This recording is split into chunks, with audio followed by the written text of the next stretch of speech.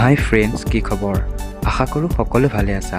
বন্ধুসকল, আজি আমি আলোচনা কৰিম অসমৰ 10 গৰাকী জনপ্ৰিয় ধুনীয়া মহিলা কণ্ঠশিল্পীৰ বিষয়ে।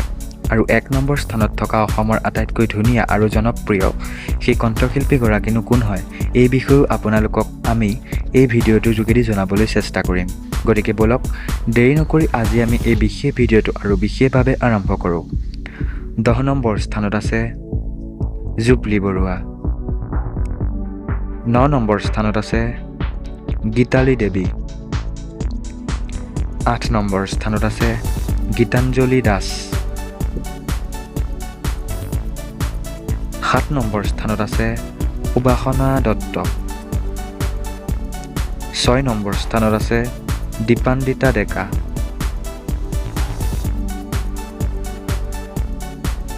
5 নম্বৰ স্থানত আছে নীলাক্ষী নেওগ।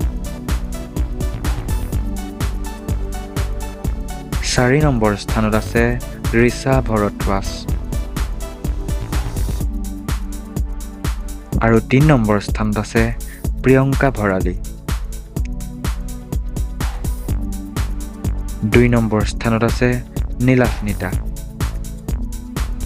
আৰু এইবাৰ ক'বলৈ ওলাইছোঁ 1 নম্বৰ স্থানত থকা অসমৰ আটাইতকৈ ধুনীয়া মহিলা কণ্ঠশিল্পীগৰাকীৰ বিষয়ে। আৰু 1 নম্বৰ স্থানত আছে দীপলিনা ডেকা। বন্ধুসকল, আজিৰ ভিডিঅ'টো ইমানেই আছিল।